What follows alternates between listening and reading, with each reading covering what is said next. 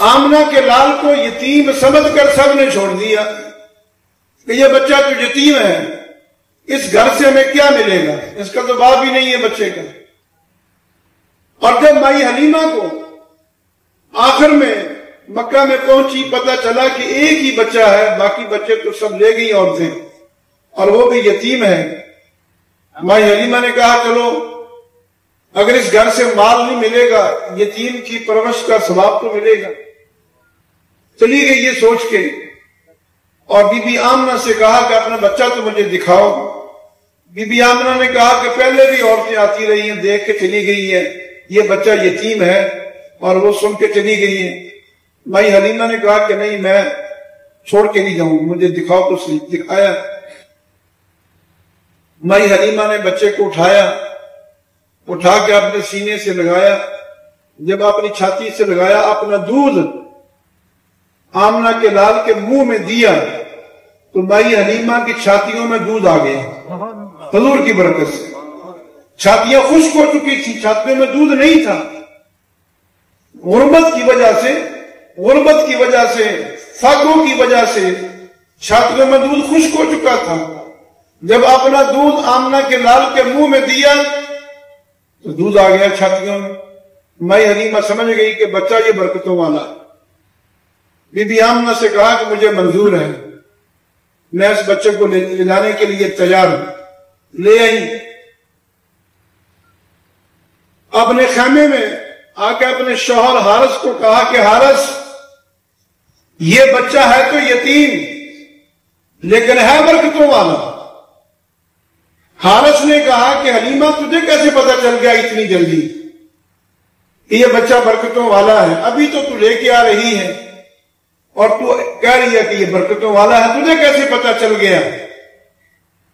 مائی حلیمہ نے کہا کہ اس بچے کی برکت سے میری چھاتیوں میں دودھ آ گیا، اس لیے میں سمجھ گئی کہ یہ بچہ برکتوں والا ہے۔ حارث کہنے لگا حلیمہ تو سچ کہتی ہے، حلیمہ تو سچ کہتی ہے، وہ دیکھ باہر ہماری جو اونٹنی کھڑی ہے اس اونٹنی کے تھن بھی دودھ سے بھر گئے۔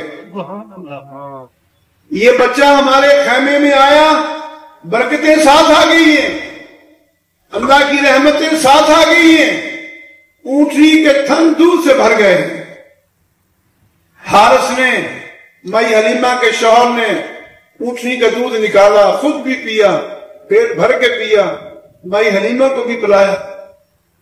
قافلے والے جا چکے تھے اور جب یہ آخر میں روانہ ہوئے، مائی حلیمہ اپنی گود میں لے کے آمنہ کے لال کو سواری پر بیٹھتی ہیں تو یہ بوڑھی اونٹنی میں شباب آ گیا، بوڑھی اونٹنی میں شباب آ گیا، جوانی آ گئی اس بوڑھی اونٹنی میں، اور یہ اتنی تیز دوڑی، اتنی تیز چلی کہ سارے قافلے والوں کو پیچھے چھوڑ گئی۔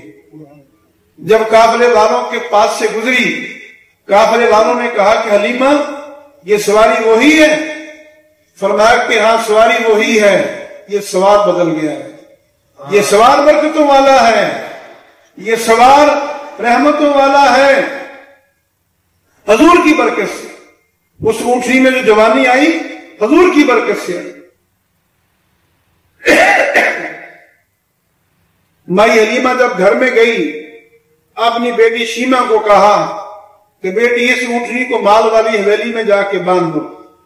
جب شیمہ مال والی حویلی میں اونٹنی کو باندھنے کے لیے گئی، دیکھتی کیا ہے کہ ساری بکریوں کے تھن دودھ سے بھرے پڑے، ساری بکریوں کے تھن دودھ سے بھرے پڑے۔ دودھ نکال نکال کے مائی حلیمہ کی بیٹی شیمہ نے گھر کے سارے برتن بھر لیے، سارے برتن بھر لیے، برتن ختم ہو گئے، دودھ ختم نہیں ہو رہا۔ آگے آ جائیں، آگے آ جائیں، آگے آ جائیں۔ برتن ختم ہو گئے گھر کے، دودھ ختم نہیں ہو رہا۔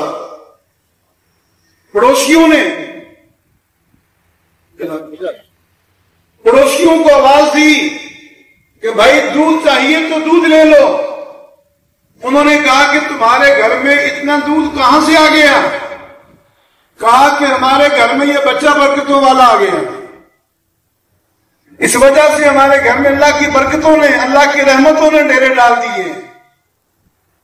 اب آپ کہیں گے کہ جی ہمیں بھی کوئی ایسا نسخہ بتا دو جیسی برکت مائی حلیمہ کے گھر میں آئی تھی ہمارے گھر میں بھی آ جائے۔